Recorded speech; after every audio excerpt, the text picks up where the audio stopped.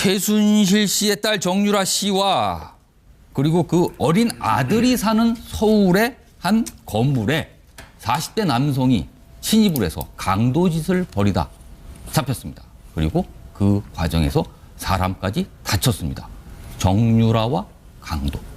도대체 무슨 일일까요? 일단 리포터부터 보고 돌아오도록 하겠습니다. 최순실 씨의 딸 정유라가 거주하는 서울 신사동의 한 빌딩입니다. 어제 오후 3시 5분쯤 이곳에 한 괴한이 침입했다는 신고가 접수됐습니다. 경찰은 곧바로 현장에 출동해 40대 남성 이모 씨를 10여 분 만에 붙잡았습니다. 택배기사로 위장한 이 씨는 경비원을 협박해 정 씨가 거주하는 층까지 올라갔습니다. 경비 아저씨가 키를 열어주면 이렇게 올라갈 수 있는데 그걸 알고 있는 거죠. 경비원과 보모를 제압한 이 씨는 정유라 라오라고 외치며 집 안으로 침입했고 때마침 정 씨와 함께 있던 20대 남성 A 씨와 몸싸움을 벌이다가 A 씨를 흉기로 찔렀습니다. 사건 직후 A 씨는 근처 병원으로 옮겨졌으나 생명에 지장이 없고 정 씨도 무사한 것으로 알려졌습니다. 생명의 지장은 그 정도까지는 아닌 것 같아요. 의식이 있는 상태로 올라갔고. 이 씨는 개인적인 채무 때문에 범행을 저질렀다고 진술했지만 경찰은 사전에 정유라의 이름을 알고 있었다는 점에 주목하고 계획적인 범행 여부를 조사하고 있습니다. MBN 뉴스 송기준입니다. 단순한 강도 사건 같기는 한데 설명이 안 되는 게 좀 꽤 있습니다. 일단 가장 궁금한 거는 범행 동기인데요. 당초에는 정유라 씨와 금전 관계 때문에 자기가 들어갔다. 이러다가 말을 좀 바꿨어요. 카드 빚이 많아서 그냥 무작위로 고른 집이 거기다. 그런데 정유라 씨가 살고 있다는 걸 정확하게 알고 그 집에 들어갔거든요. 이렇다 보니까 범행 동기에 대해서 굉장히 상상력을 자극하는 여러 가지 상황이 벌어지고 있는데 박용진 더불어민주당 의원님 상상력을 자극합니다. 진짜 이게 도대체 뭘까? 예, 그 상상의 영역은 정치인의 영역이 아니기 때문에 그냥 정확한 그 팩트만 가지고 좀 설명 좀 해주시죠. 그 부분과 관련된 내용은 이제 경찰이 잘 수사를 하겠다 이렇게 생각을 합니다. 다만 지금 리포트에서 나온 것처럼 택배 기사로 위장했다. 그리고 정유라 나와라라고 이제 소리치렀다. 뭐 알고 간 거잖아요. 그런 거죠. 그러니까 일종의 그 계획된 범행이라고 하는 것은 일반인들의 상식으로도 추측을 할 수가 있고 걱정은 그런 거예요. 이게 만일에 단순한 개인의 범행인지 아니면 뭔가 여러 명이 모여서 모의를 한지 모르지만 무슨 이렇게 최순실 본인에 대한 악감정 혹시 단순히 그런 문제가 아니라요. 이 문제에 대한 악감정 정도가 아니라 정치적으로 그 이른바 보수 혹은 박근혜 전 대통령에게 불리하게 돌아가고 있는 이 상황에 정유라 씨의 증언이 상당히 결정적이었잖아요. 특검에게 상당히 협조적이었고요.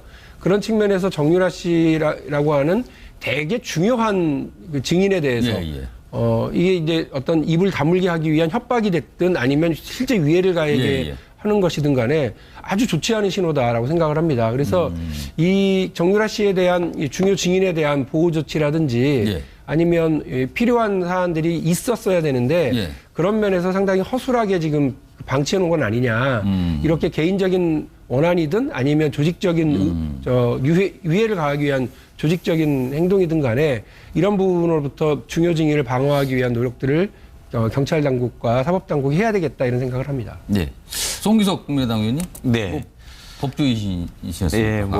관련된 부분 박용진 의원께서 다 이야기를 했지만. 그러니까 경호 문제도 사실은 좀 생각해 볼 문제 같기도 해요. 맞습니다. 무엇보다도 정유라 씨는 실제 이재용 부회장 재판에서 이재용 부회장이 최순실 씨 관련돼서 그걸 몰랐을 리가 없다. 말 관련돼서 다 알고 지원한 거 아니냐라고 굉장히 어머니의 기대에는 아주 반하는 그런 증언을 했단 말입니다. 그래서 아직까지는 범행 동기라든가 다음에 과연 공범은 있는지 이런 거에 대해서 지금 수사 초기 단계이기 때문에 많은 상상을 할 수 있지만 그 상상을 방송에서 말로 표현하기는 적절하지 않은 것 같습니다. 상상은 많이 되나 좀 언급하기가 좀 그러네요. 사실. 그렇습니다. 그런데 한 가지 좀 분명한 것은 가장 어떻게 보면 앞으로 이재용 부회장뿐만 아니고 최순실 박근혜 전 대통령의 재판에서 가장 중요한 증인 중에 한 분인데 적어도 증인 보호 관련돼서 좀 소홀히 하지 않았느냐라는 그 그 점 제가 부분이 일단 좀 그래요? 지적하고 싶습니다. 여기서 지금 사실 떠오르는 게 정유라 씨도 결정적 증인이었지만 또 고용태 씨도 있고 여러 가지 그 관련된 사람 많거든요. 네.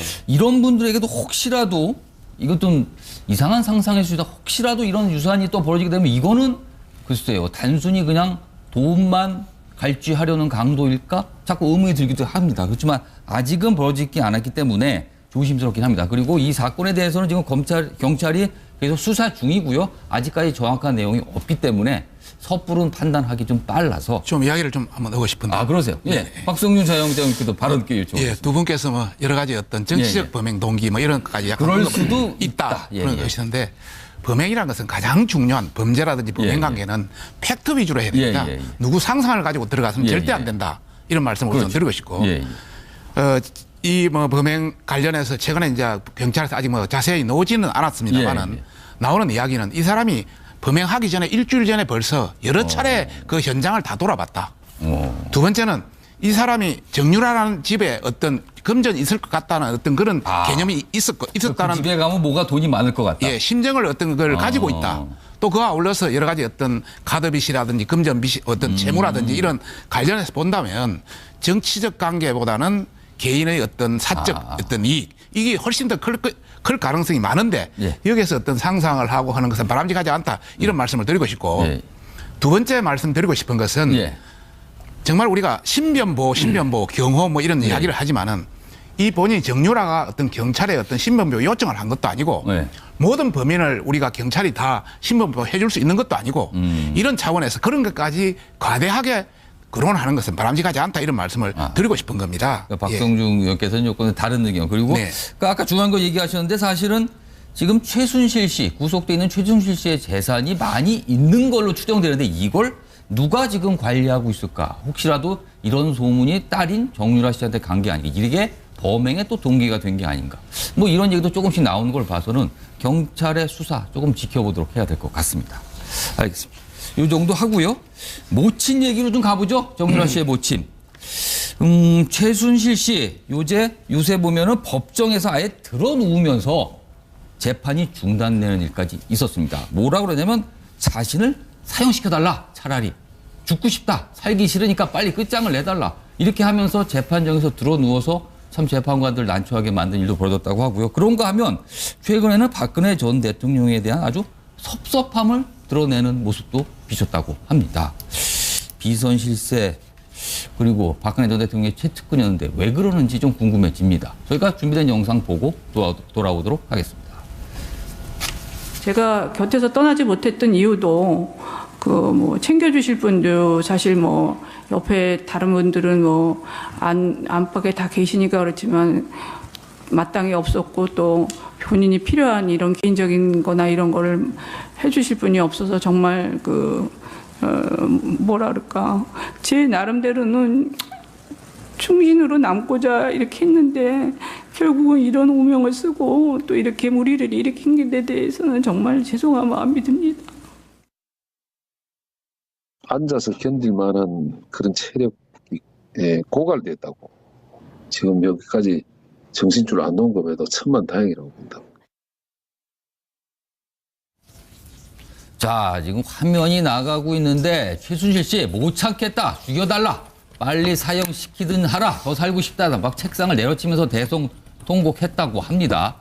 그리고 너무 가슴이 답답해서 못 살겠다. 너는 살고 싶지 않다.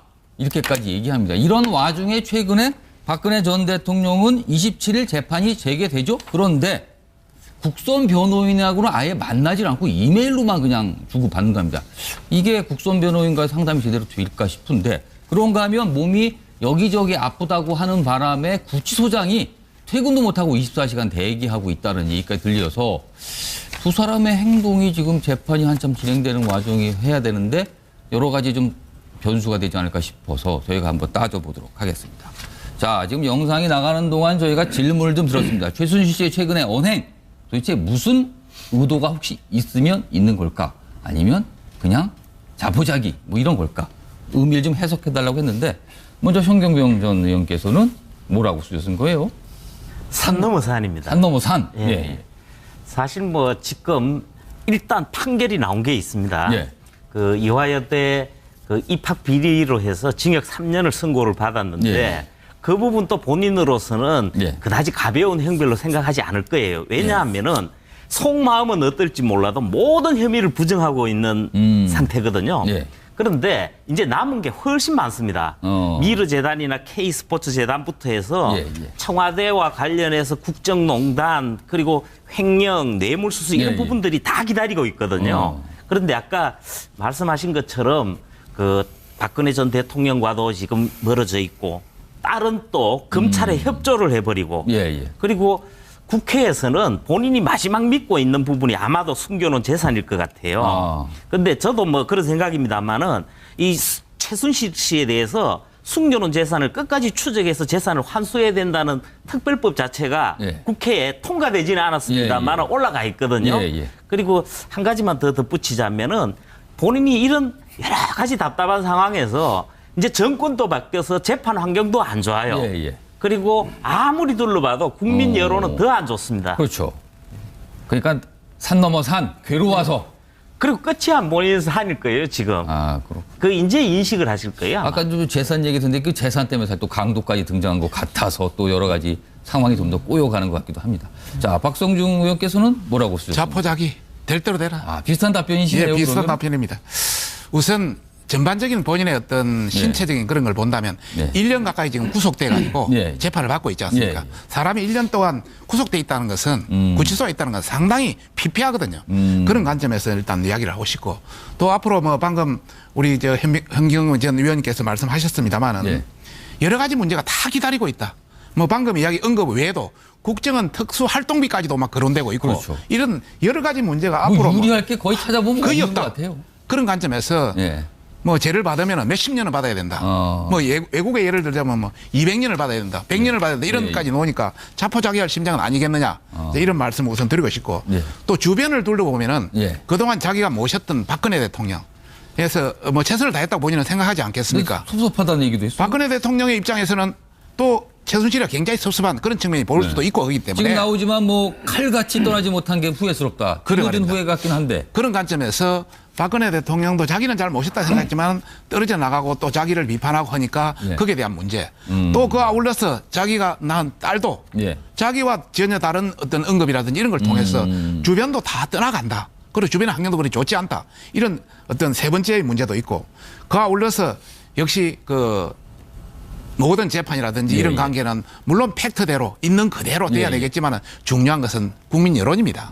여론 차원에서 하나도 뭐 유리할 것도 없는 이런 상황. 나아질 기미는 없는 기미도 것 같아요. 없고 오히려 더 악화만 된다. 이런 차원에서 자포자기 어떤 이런 심정에서 뭐 강력한 자기의 어떤 표시 아니겠느냐 이런 말씀을 드리고 싶습니다. 두 분께서는 산 넘어 산 자포자기 될 대로 되라 모르겠다. 뭐 이런 분위기인가 아닌가 설명을 해주셨는데 박용진 의원께서는 어떻게 보셨어요? 비슷하네요. 예. 뭐 전략이 있는 건 혹시 아닐까요? 네. 글쎄요, 이판사판이라고 저는 봐요. 이판사판이라고 하는 말뜻은 혹시 아는 분들 계실지 모르겠는데, 이 내용이 그 사찰에서 공부하는 스님들을 이판으로, 그리고 사찰의 살림을 책임지는 분을 사판 스님, 이렇게 불렸는데요. 조선시대 들어서면서 이른바 그 승유 억불책, 이게 도입이 되고 이러면서 이판이 됐든 사판이 됐든 간에 하여간 막장이다, 끝이다. 살림을 하든 공부를 하든 막 섞여서 그렇게 나온 이제 불교 쪽의 이제 그 용어인데요.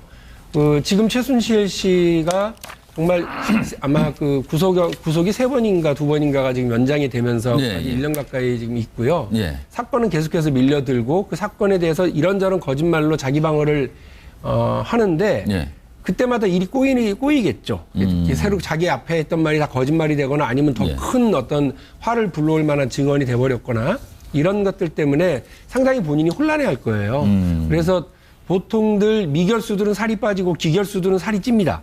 이미 이제 끝났으니까 이제 자기 남은 형만 잘 형을 받으면은 저 살이 찌기 시작. 차라리 그러니까 재판이 진행되고 검사로부터 취조를 당하고 이러는 과정에서는 살이 쭉쭉 빠지는데 빠졌나요, 최순실 씨가 지금? 뭐 제가 볼 때는 지금 상태가 아주 좋은 상태가 아니라는 얘기죠. 그런데 오히려 차라리 기결수가 되고 형을 확정받고 나면 이런저런 게 이제 자포자기도 되고 이제 편해지는데 예. 지금 상황은 지금 어떻게 본인이 해야 될지를 모르는 상황일 것 같아요. 그리고 화면 최근 모습이긴 한데 뭐 네. 마스크를 갈아서 상태는 잘 모르겠습니다.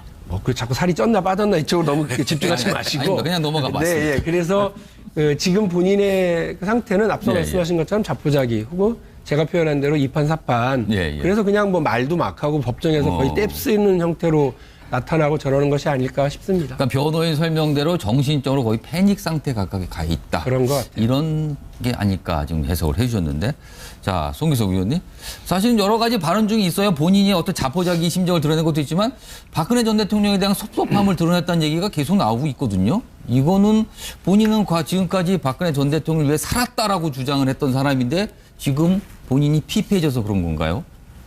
예, 아마 저는 그 뭐 정신적 공황 상태라고 이제 표현을 했는데요. 네. 그보다 앞서서 우리 이 팀장님 그 같은 답이 예상되는 것은 한 2분 정도만 물어봐도 될 것 같습니다.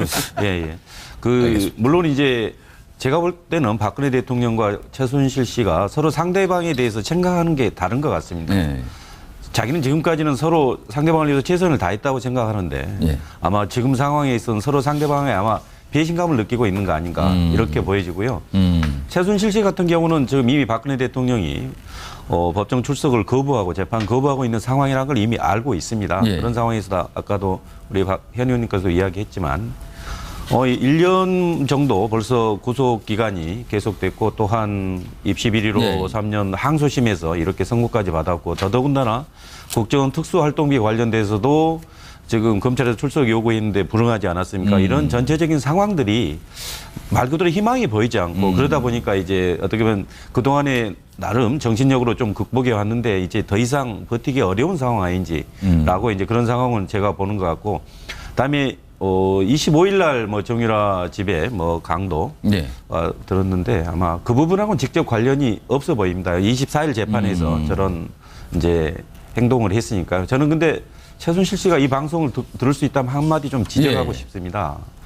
최순실 씨가 이 정말 국정농단에 끼친 그 해악은 너무도 큽니다. 국민들에 대해서도 최소한의 일말의 양심, 책임감이 있다면 이런 행동은 바람직하지 않고요. 진정한 반성 그리고 용서를 구하는 속죄하는 자세가 더 필요하다고 이렇게 꼭 이야기하고 싶습니다. 송기석 이렇게 요 질문 좀 추가로 좀 제가 드릴게요. 27일부터 사실 박근혜 전 대통령에 대한 재판이 재개가 되거든요. 그렇지만 지금 사실상 국선 변호인과는 접촉을 안 하고 있거든요. 그렇죠. 그렇다면 이것은 어떻게 되는 겁니까? 보이콧이 되니까 또 출석을 안 할 가능성이 많아 보이는데 향후 재판은 그럼 어떻게 되는 겁니까? 맞습니다. 지금 국선 변호인들이 아직 한 번도 박근혜 전 대통령을 이메일 정도나 주고받고 얼굴을 본 적이 없다고. 그러니까요. 이제 계속 그 접견 의사 표시를 이렇게 전달했는데 박근혜 대통령이 응답하지 않고 거부하고 있는 상황입니다. 이제 27일부터 다시 재판이 시작될 텐데요. 제가 이제 봐서는 향후 재판은 결국 박근혜 대통령은 이게 출석 거부, 결국 재판 거부 입장을 계속 유지할 걸로 보이고, 그러면 결국 불출석 상태에서 이른바 걸석 재판이 계속 이루어질 수밖에 없는 그런 상황인 것 같습니다. 물론 본인이 뭐 재판 자체에 현재 재판부에 대해서 뭐 이제 구속기간 갱신한 거에 대해서 뭐 불신 이런 거 표현할 수 있지만 저는 일국의 이 통치권자, 그러니까 대통령을 지냈던 분으로서 이런 행태는 바람직하다고 생각하지 않습니다. 적어도 법치주의 이 하에서는 적어도 박근혜 대통령 역시 법을 지켜야 될 국민 중에 한 분 아니겠습니까? 그러니까 최소한의 저는 좀 정말 국민에 대한 예의도 아니라고 생각합니다. 저는 형사소송법적 절차를 준수를 해서 법정에 출석하는 게 마땅하다고 봅니다. 박근혜 전 대통령이 이 방송을 좀 보실 수 없는 상황일 것 같아서 조금 당부 말씀을 들었는데 어떨지 모르겠습니다. 자, 이 얘기는 여기서 정리하고요. 최순실 씨의 딸 정유라 씨와 그리고 그 어린 아들이 사는 서울의 한 건물에 40대 남성이 침입을 해서 강도짓을 벌이다 잡혔습니다. 그리고 그 과정에서 사람까지 다쳤습니다. 정유라와 강도. 도대체 무슨 일일까요? 일단 리포터부터 보고 돌아오도록 하겠습니다. 최순실 씨의 딸 정유라가 거주하는 서울 신사동의 한 빌딩입니다. 어제 오후 3시 5분쯤 이곳에 한 괴한이 침입했다는 신고가 접수됐습니다. 경찰은 곧바로 현장에 출동해 40대 남성 이모 씨를 10여 분 만에 붙잡았습니다. 택배기사로 위장한 이 씨는 경비원을 협박해 정 씨가 거주하는 층까지 올라갔습니다. 경비 아저씨가 키를 열어주면 이렇게 올라갈 수 있는데 그걸 알고 있는 거죠. 경비원과 보모를 제압한 이 씨는 정유라 라오라고 외치며 집 안으로 침입했고 때마침 정 씨와 함께 있던 20대 남성 A 씨와 몸싸움을 벌이다가 A 씨를 흉기로 찔렀습니다. 사건 직후 A 씨는 근처 병원으로 옮겨졌으나 생명에 지장이 없고 정 씨도 무사한 것으로 알려졌습니다. 생명의 지장은 그 정도까지는 아닌 것 같아요. 의식 있는 상태로 올라가. 이 씨는 개인적인 채무 때문에 범행을 저질렀다고 진술했지만 경찰은 사전에 정유라의 이름을 알고 있었다는 점에 주목하고 계획적인 범행 여부를 조사하고 있습니다. 의 증언이 상당히 결정적이었잖아요. 특검에게 상당히 협조적이었고요.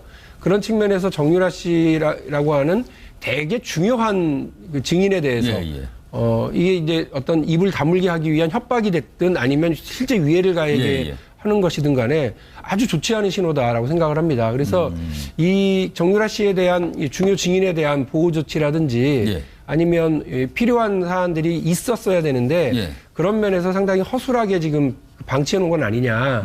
이렇게 개인적인 원한이든 아니면 조직적인 위해를 가하기 위한 조직적인 행동이든 간에 이런 부분으로부터 중요 증인을 방어하기 위한 노력들을 경찰 당국과 사법 당국이 해야 되겠다 이런 생각을 합니다. 네. 송기석 국민의당 의원님? 네.